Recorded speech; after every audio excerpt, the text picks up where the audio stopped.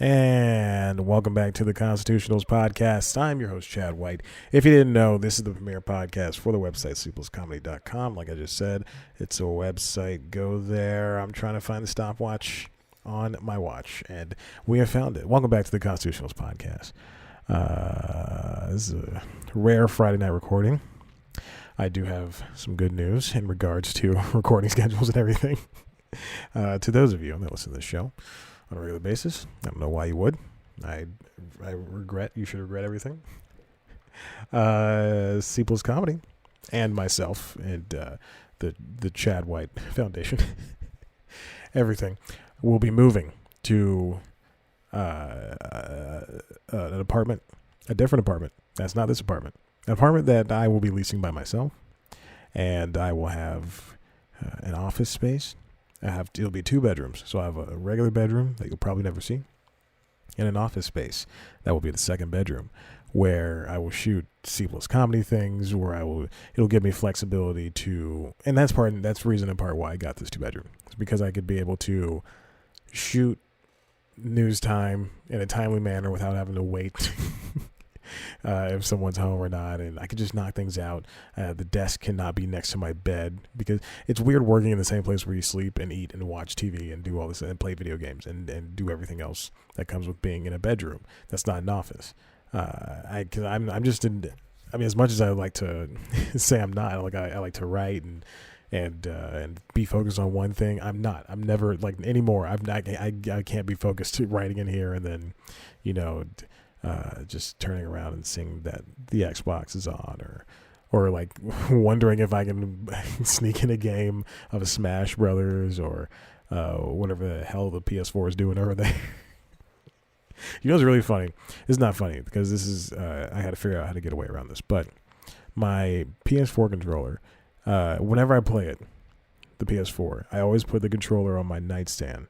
And that nightstand's already full of stuff. Let me put other things over there. My phone on a stand, the remote for the TV, the remote for the soundbar, usually the Xbox controller, which is the Xbox Elite controller, 2 books, my phone case, because I like to take it off, and my phone feels so nice and thin, and a lamp, and a Google Nest Hub, a Google Home Hub, whatever the heck they're calling it these days. What is that noise? Is it picking up bug sounds outside? Oh, this microphone's amazing. This microphone is one of a kind. Anyway, I wonder, that's so crazy. You just heard bugs outside. I have a sound machine on. I am close to the window. Any Hoosers. But every time I have the PS4 controller over there, it always gets knocked off into the floor. And it's been doing that for like the past, 3 years that I've had it. The controller is, it looks great on the outside. On the inside, things have been jostled around. And now there's a lot of drift. So the drift is what happens when you don't move the left stick and your character or the cursor on screen or whatever is moving anyway. And there's a lot of drift. So I got to figure out if I can go to GameStop, trade it in, and then buy a new controller. That'd be horrible. That'd be a horrible thing to do. But yeah, Seepless Comedy is moving. I am moving. That's what I'm trying to say. I am moving. So maybe the next episode. Well, actually, no. The next episode might be shot here, probably. The next episode of the Constitutionals and News Time will definitely be shot here. But after that, you'll see a new space with a brand new attitude. But you still got to catch them all and be the best that you can be. Pokemon Johto. Do. That's a great song. I was watching a lot of Pokemon theme songs. And I think Johto's my favorite one. I can't remember the Orange Islands one. That's the season with Tracy, which didn't have any new Pokemon. And I think only had a couple of gyms. And I don't think it lasted that long. Whatever happened to Tracy, I think they met up with him later on. Brock came back for a little bit. Misty came back for a little bit. I watched the Pokemon Sun and Moon with Brock and Misty where they showed up, and Ash is like, "These are my friends. I train with them and everything." And they're gym leaders. I guess I don't know. All right, let's get on with this. Let's start with Tuca and Bertie. Tuca and Bertie canceled. If you don't know, Netflix just canceled Designated Survivor and Tuca and Bertie. This comes from Hollywood Reporter, written by Leslie Goldberg, my good friend. The reason I picked up this story was because I really wanted to. I was reading it, and the creator Lisa Hanawalt, who worked on not Bob's Burgers, BoJack Horseman, the show that shares the same animation style with Tuca and Bertie. I thought she said some really powerful things about Netflix. And conversely, Big Mouth was picked up for 3 more seasons. So I don't know. We'll get to it. Hold on. All right, Tuca and Bertie ran for 1 season. It stars Tiffany Haddish and Ali Wong. It's a great show.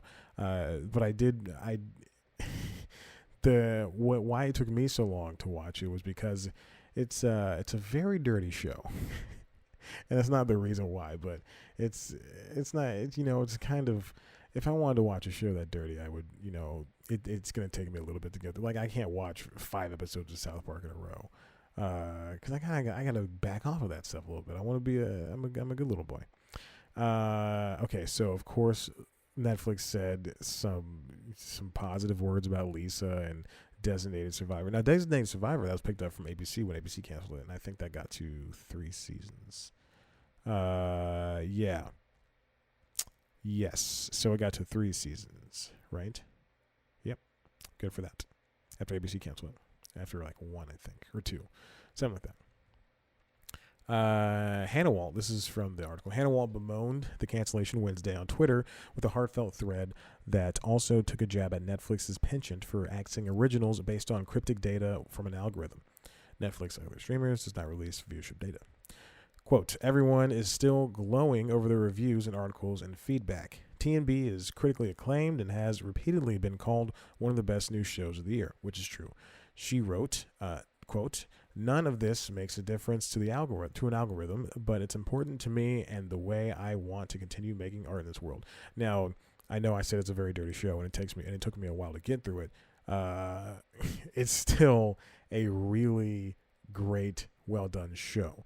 And of course, I know reviews are bad. You should not read reviews. I know I've said this before, but it was a critically acclaimed show. And sadly, if you're a streamer, that does not matter anymore. If you're a streamer, in particular Netflix, it does not matter anymore. You can have, all of the best. If you're a movie, you can have the best cinema score, the best Metacritic, the best Rotten Tomatoes. You can for a TV show, you can have the best cast and the best reviews. But if it doesn't get the ratings that a Netflix needs or Amazon needs, then they're going to start backing off of that. Well, they're not going to back off that type of stuff, but they're going to just not. They'll cancel it willfully. I am going to miss that show. It's again, took me a minute to get through it, but it's still a great show. It's, compared to the other adult offerings on there besides Big Mouth, what F is for Family? I mean, that show is,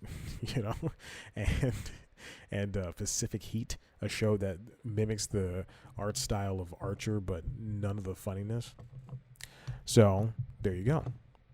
Tuca and Bertie was canceled. It blows that Netflix does things like this because they're afraid. All right, moving on. Disney Plus. This is a real quick thing. I don't have the story for this. Disney Plus. One of the creatives behind Disney Plus did say that it was going to be offered via Hulu add-on. Amazon does this. Amazon and Hulu already, they have channels where you can add on and you can subscribe to CBS All Access or HBO via Hulu or Amazon. What's important is, know this, that if you already have an HBO Now account or a CBS All Access account, you cannot take that subscription over to Hulu and Amazon. You have to separately subscribe within those apps if you wanted to access those shows and movies within the Hulu and Amazon app, which is crazy because I can get my FX login and I can log in via, or what am I talking about? No, I can get my Hulu login and log into FX via Hulu. Insane. Speaking of TV, Cinemax is up in the air with the loss of TV show development. This comes from Deadline, written by Nellie Andreeva, my good friend. 2 of my good friends. Today. HBO's Casey Bloys, or is it Blouse, on future of Cinemax amid subscriber loss. Anything is on the table. This week is the TCA, Television Critics Association. The TCS. I think it started yesterday, because yesterday was Thursday. So maybe it was Wednesday it started. And it happens twice a year. There's a summer, there's a winter one. Winter one in January, where they talk about where all the networks get together and they're trying to pimp out their shows for advertisers and say, this is what we have coming. You're going to want to advertise with us. I've done numerous amounts of news times on it. Just go watch that show I do. I forgot I was timing this. I don't need to time it. I only have one camera running. So this year's TCA, excuse me. Casey Bloys. There were some losses for HBO, AT&T, because AT&T bought Warner Media. And there's some losses for the home box office network. That includes Cinemax as well. And actually, Cinemax, Nelly writes, had, quote, bled subscribers after being depackaged from HBO by some MVPDs. Wow, I didn't know that happened. I didn't know they were depackaged. Huh. So usually if you get HBO, you typically get Cinemax along with it, which makes sense because they're one and the same. Because HBO, when Justice League leaves HBO, it goes straight to Cinemax. But now Justice League is back on HBO because HBO Max is going to have all of the DC stuff. And apparently Doom Patrol. Not all of the DC stuff, but just some of it.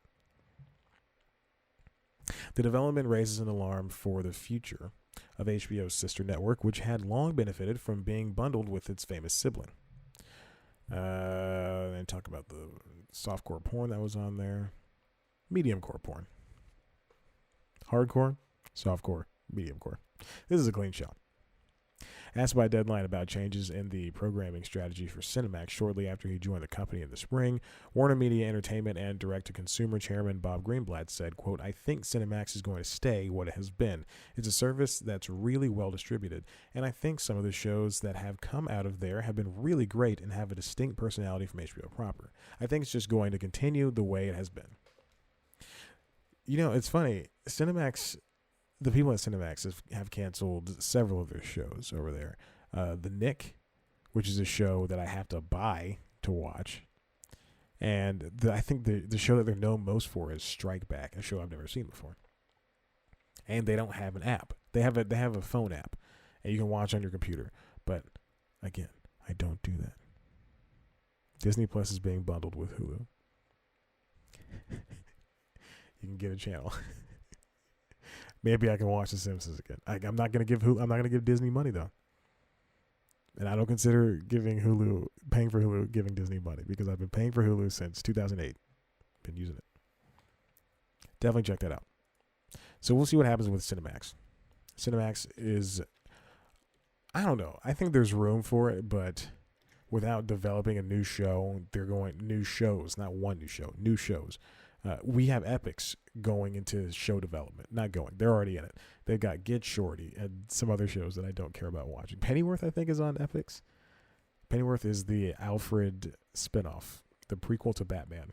Before Alfred, Alfred was helping Thomas Wayne, not Bruce Wayne. Thomas Wayne is Bruce Wayne's dad, but there's no Batman.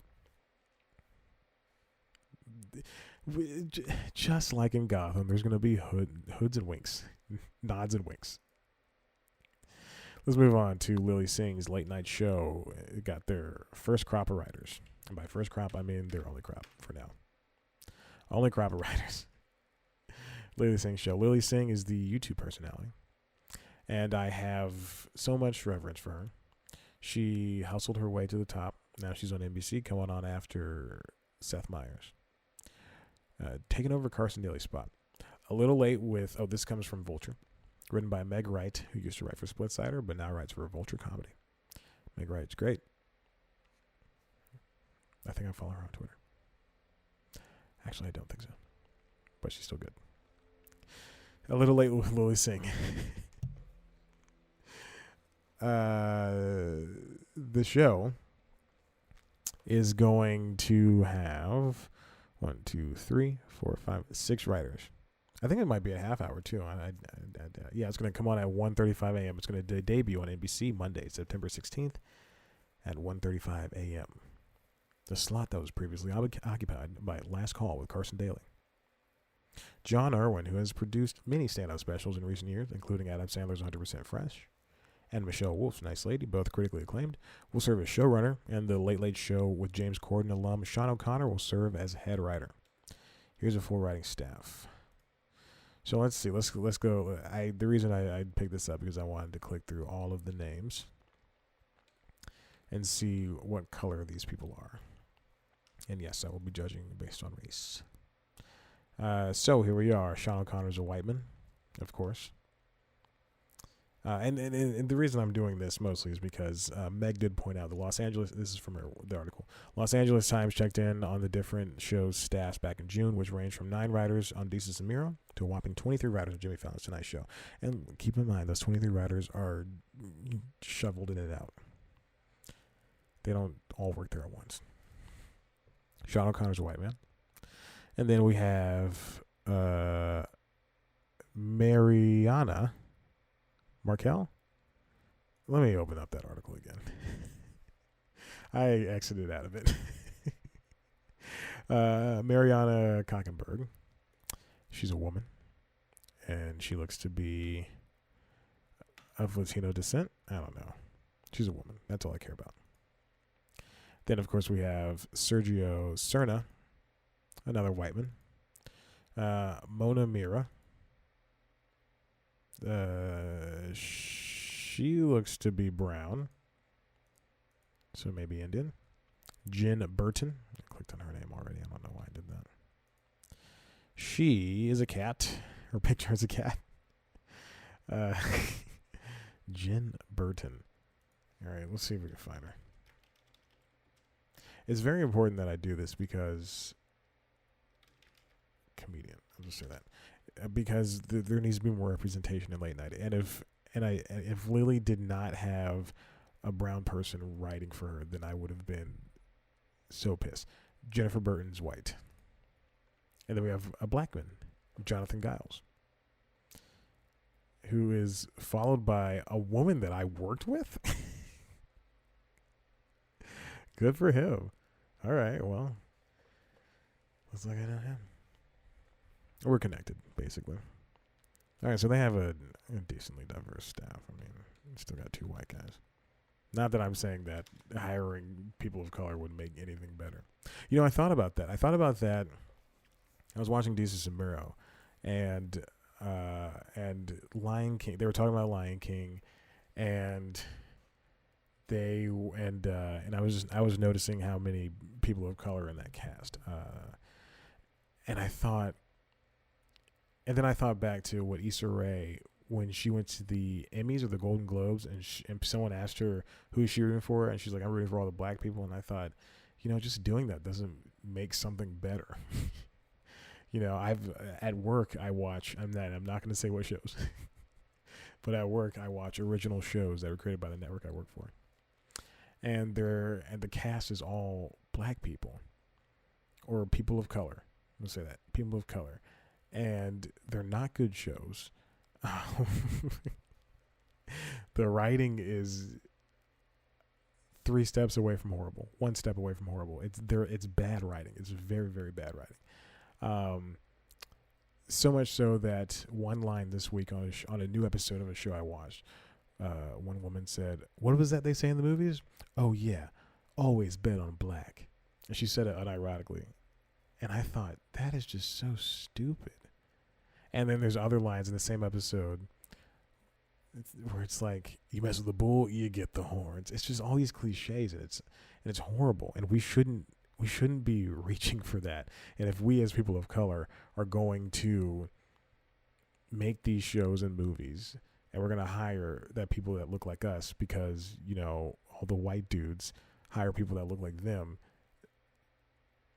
then we shouldn't settle. We shouldn't settle. And that is, pardon why I don't want to see The Lion King, is because we shouldn't settle. Just because something looks pretty doesn't mean it's going to be good. We shouldn't just settle for telling the same story. And I know this is a reach, but kind of for Black Panther too. We shouldn't just settle for them going, hey, you get a movie, but we're not going to put you in, Captain America, the first Captain America. We're not going to put you in Ragnarok. We're not going to put you, and yeah, you can say Tessa Thompson was there, but still, it's still there. It's still there. Tessa Thompson was the only person of color I can remember in that entire movie. We're not going to put you in Doctor Strange. Like, if we had more Asian people in Doctor Strange without it being a big thing, we should be able to get an Asian superhero without, them saying this is going to be the first Asian superhero on screen. It doesn't matter like that. We should just be able to put out a movie and have that be that. It shouldn't. I've said it before. Supergirl. Let me find her name. Supergirl. And the story now is that she has a new outfit and she's finally wearing pants. Who cares? It's Supergirl. She's the strongest superhero in the DC universe. She can beat Superman. I've read that before. Dreamer. The girl who plays Dreamer. The woman who plays Dreamer. Let's see. Portrayed by Nia Nall is the character. She's portrayed by Nicole Maines. Is a trans actress. And it's insane that the storyline of her joining the show out in the real world of her joining the show is she's trans. And she's going to be the first, not the first, but she's trans. And that was the story. Like, that shouldn't be the story. The story is that she's joining and she's going to play a character named Dreamer, who I don't think did much to advance the story of Supergirl. I can't remember what happened in season 4. Except for Lex Luthor showed up, and that's all I know. And Jimmy Olsen's leaving the show, which sucks, but they don't do anything with him. So, good for him. Good for him. Good for the guy that plays Jimmy Olsen. I forgot his name. His name is Chad Brooks. He was on The Desperate Housewives for a couple episodes. A little arc. 38 years old. He's got a discography. He sang a song. Oh, God, everybody wants to sing, doesn't he? Everybody wants to sing. Jiminy Christmas. What's he going to do after Supergirl? Who knows? All right, let's move on to this LA Times article I just looked up. You know what? I'm going to put it up there for you. This is written by Meredith Blake. Late night makes late night look bleak for women, so we asked how bad it really was. They got to, come on, man. Okay, I know this is and this is what this show is for, to say stupid things and to be proven wrong. But we can't just fight for one segment of people at a time. We got to fight for everybody. We can't just say, this is about women in late night. Yes, Sam B is crowded, but so is Trevor Noah. Just saying. There's 3 guys named James. 3 white dudes named James. Anyway, number of women writers in leading late night shows. She has a little chart here. Sam B's show, Full Frontal, has 5 women out of 11 writers. It says 45%. Yeah, okay. Just making sure because they have total numbers here that it's weird. It's a weird looking chart. Dacis and Meryl, they have 9 writers, but 4 of them are women. That's a great percentage. 44. Late Night with Seth Meyers, 18 writers, 5 are women, 28%. John Oliver's Last Week Tonight, 12 writers, 3 of them are women, and the rest are white people. I guarantee they're all white women too, except for Myers and Fallon, because they can't afford to have just white women. Kimmel's got 18 writers, 4 of them are women. Trevor Noah's got 18 writers, 4 of them are women. Jesus. Jimmy Kimmel and Trevor Noah. These numbers are going to change drastically as we go down, but Jiminy Christmas. That's, especially for Trevor Noah. But The Daily Show came with a staple of 7 white or 15 white guys, so it's really no surprise. Fallon, 23 writers, 5 women. But Fallon's got a female head writer, and Corden's got a female co-head writer. Samantha Bee's got a female head writer. Okay, that's great. Patriot Act with Hasan Minhaj. 2 are women out of 10. Late Night with Stephen Colbert, and he's really one of the worst. 22 writers, 4 are women. I guarantee all of his writers are white.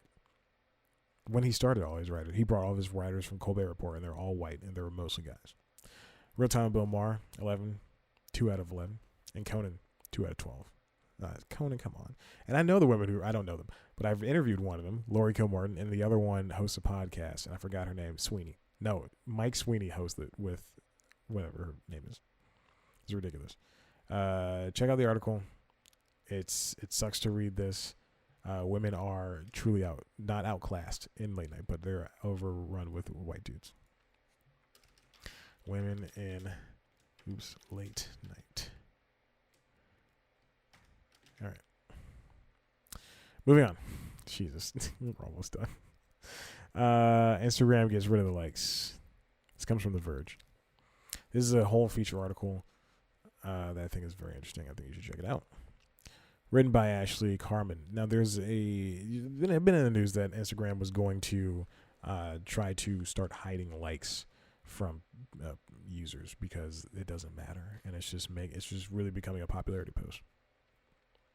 Article's called "Instagram Quantified Our Popularity, and Now It Wants to Fix It." Users in Canada would begin testing a new feature that hides the number of likes their posts receive. The announcement was met with uncertainty over how it would change the way we use Instagram, but after a couple of months in testing, people appear to love it, which is wonderful. And it makes so much sense. You don't need to see these numbers. I understand. I know how it feels, because sometimes I post things, like I just posted my vacation video, and I was waiting for those likes to tick in, and then and I posted at a weird time, so it's like after 50 minutes, no one liked it. After an hour, 1 like, and then 10 likes, and then 20, then 30, then 40, then 50, and then it stops, and then it plateaus, and it stops, and then you're like, where do I get that high? And then you want to post again because you think it's going to be something, but it's not. People are obsessed with these things. But she notes that for business creators, the change hasn't made much of a difference. Their accounts still give them highly detailed metrics down to how many people unfollowed their account on a specific day. Plus, they can still see the number of likes on their own content and track it. Interesting. Yeah, definitely. Get rid of the likes. Who needs it? And last but not least, this comes from Spotify. Sorry, this comes from NPR. It's a story about Spotify. Written by Marissa R. Moss. Sometimes I listen to a lot of podcasts, obviously, and one of my favorite podcasts to listen to is All Songs Considered by NPR, hosted by Robert Hilton and Bob Boilen, and they bring in people every Friday, or Tuesdays too. They have 2 shows a week, but they bring in people, the music correspondents at NPR, to talk about music. And you hear these names like Marissa R. Moss and Sydney Michael and Rodney Carmichael and all these other people, and you never know what they look like. And that's the reason I bring this up is for no reason at all. I love hearing these people's voices. Sometimes I get in a little Google mood and I go, all right, well, let me see what they look like, and they always look like how I think they sound. Or they always look like how I think they do, how they sound. If that makes sense. There is one woman, though, who lives in Nashville, Ann Powers, and I thought her voice sounds like a middle-aged black woman. I looked her up. It's a middle-aged white woman. I'm like, whoa, crazy. Anyway, this article is called "The Green New Deal: Where Spotify Stands and Where Artists Wish It Would."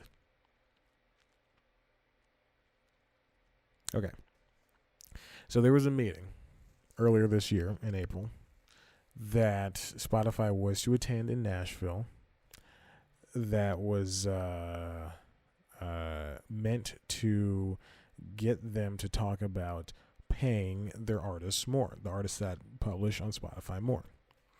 And they even set up the meeting. They set it up. They set up this meeting.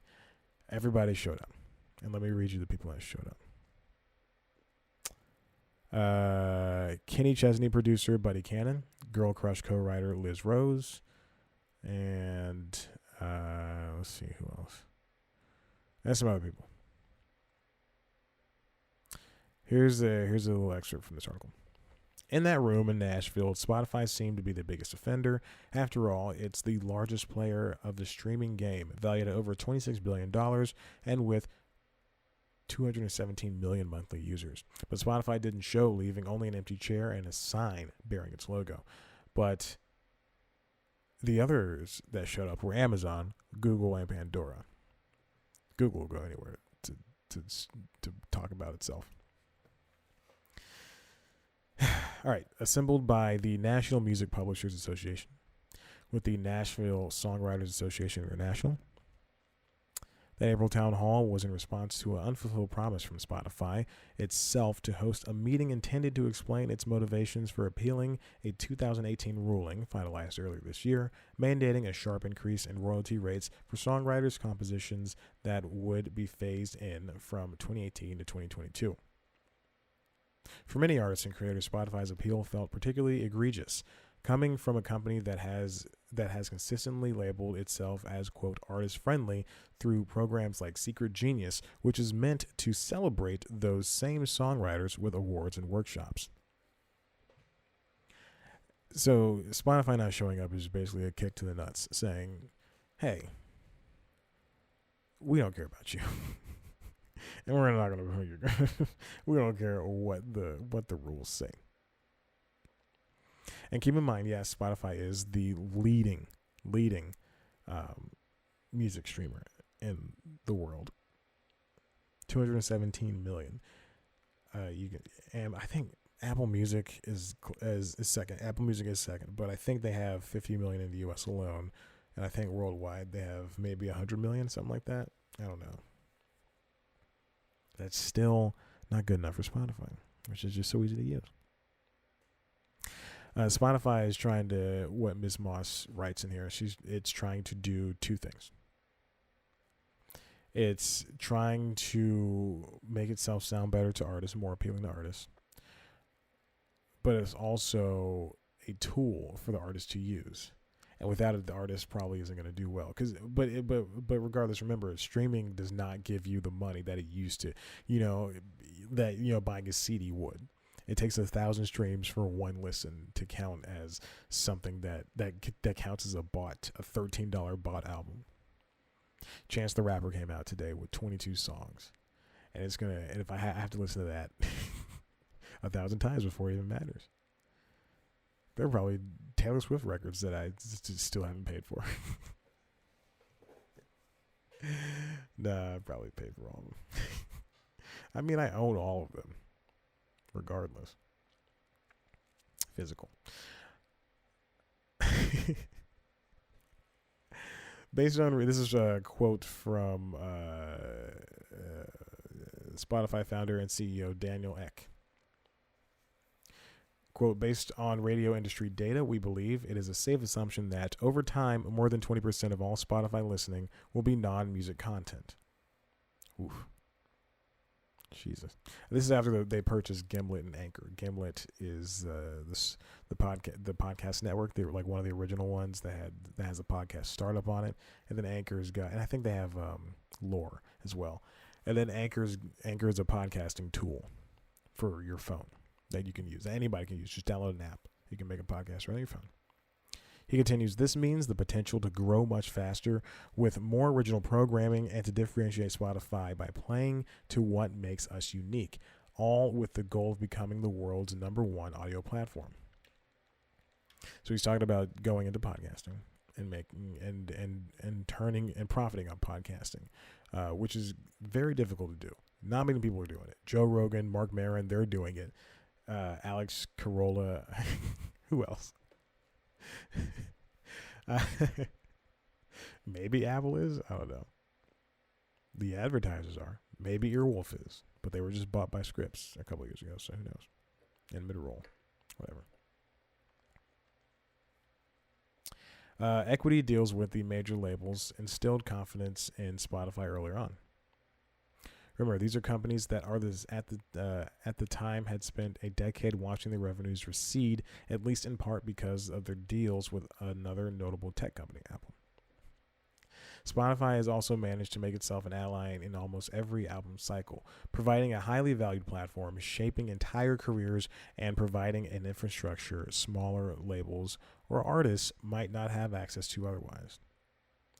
And that's why a lot of people aim to put their stuff on Spotify. You can have, everybody can have an iPhone. Everybody has an iPhone, but if which is untrue because Android is the best, which also sucks because Android sucks.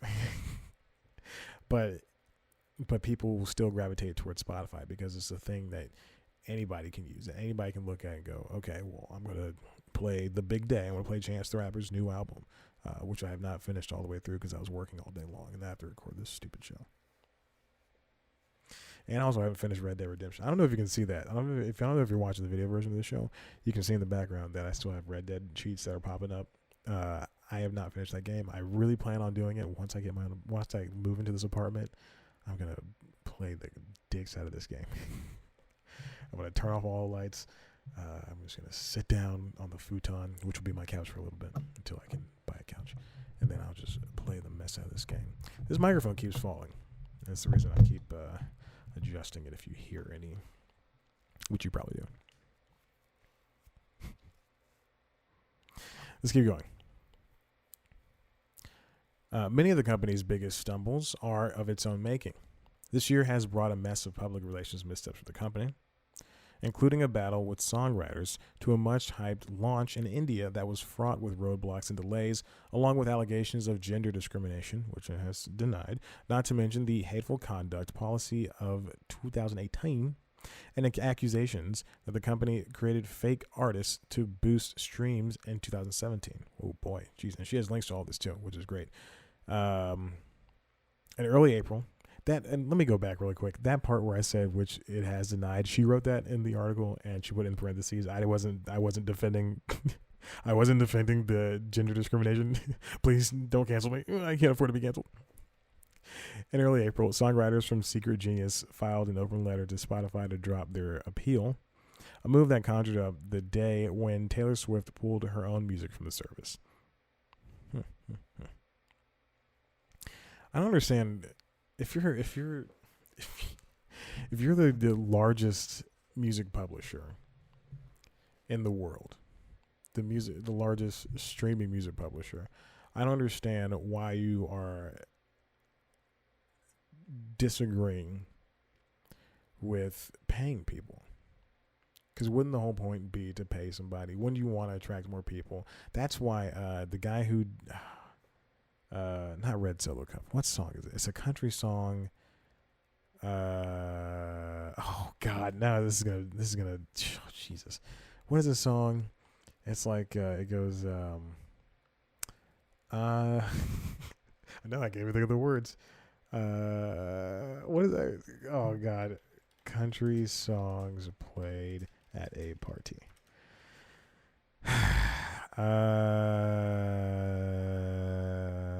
I don't even know the name, so I don't know why I'm even looking it up. What is that country song? I'm going to sit here and think about this because no one watches this show. I'm going to sit here and think about this. What is that song that I'm thinking of? What is the country song where the guy's like, hold on, I'm going to be quiet for a second. Hold on. It's not Wagon Wheel because that's what I have stuck in my head. It's not Red Solo Cup. What is it? It's the song where he goes. This is embarrassing. This is a song where he's like,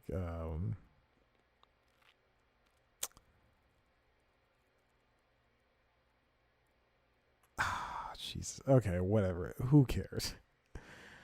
This is ridiculous. Oh, God. Yeah, hold on. Let me click on this article. It says, it's from theboot.com, country's top 10 songs. Maybe if I just play each one of them. Let's see. Nope, that's not it. It's not Brad Paisley. It's not Tim McGraw. It's not Shania Twain, because this guy's not. It's not Dirk Bentley. It's not Gretchen Wilson. Not Blake Shelton. It's not Hank Williams Jr. This guy's not streaming. I wish I knew what this song was.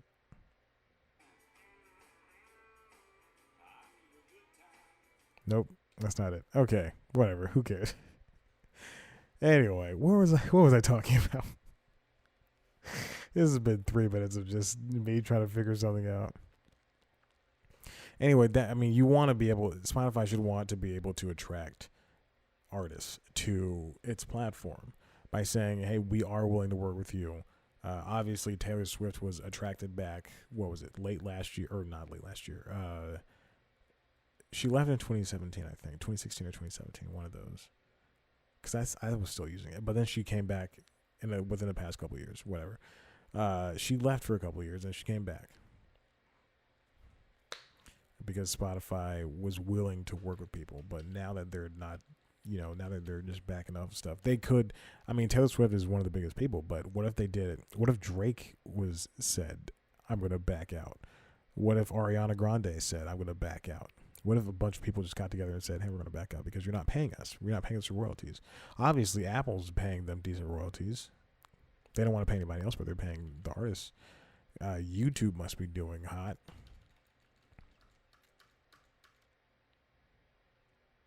Spotify. I skipped down. I don't know. Has been taking some steps to improve their standings with artists. This year, they hired former Disturbing the Peace Records founder Shaka Zulu to head artist and talent relations, who touted, quote, growth and representation and support when he signed on to the company back in April. But many artists and songwriters feel like it's a case of too little, too late. I don't know. We'll see. This article is very long. It's a good feature. I think you should definitely check it out. It's an editor's pick. That's not why I clicked on it. I clicked on it because I saw Spotify and I saw Green New Deal, and I thought they were talking about Spotify polluting the world or something like that. Okay. Hey, listen, this is it. If you like what you heard here, head over to the website, cblscomedy.com, which I swear to God I will update at some point. The birthday is coming up. So by the time I'm moved in, hopefully I'm all settled by the birthday of C Plus Comedy, which would be not next week, but the week after. So I don't have to do, news time on the 5th, which means I have to do that for the birthday episode. All right, we'll figure it out. I usually figure these things out.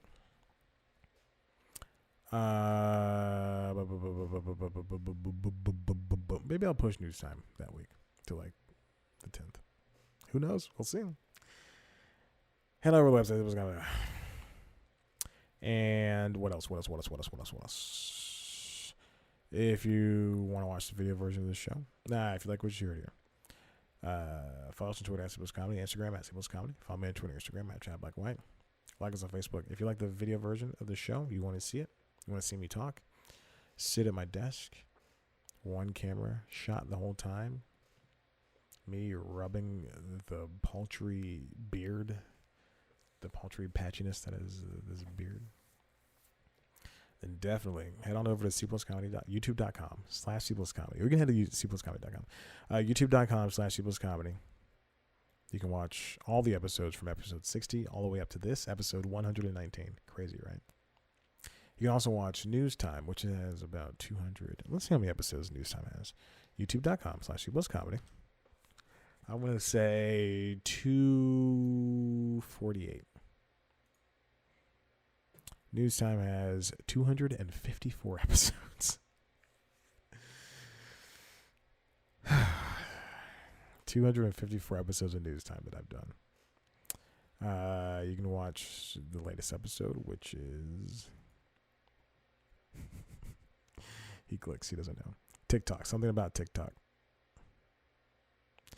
An episode about TikTok. No, I think there's 253 episodes because there's a private video in here that I think I deleted. Anyway, that's a lot of episodes. It's about TikTok becoming the new internet king. So definitely check it out. Thank you so much for listening. I appreciate it. You're the best. We'll see you next week. Wish me luck on my move. Bye.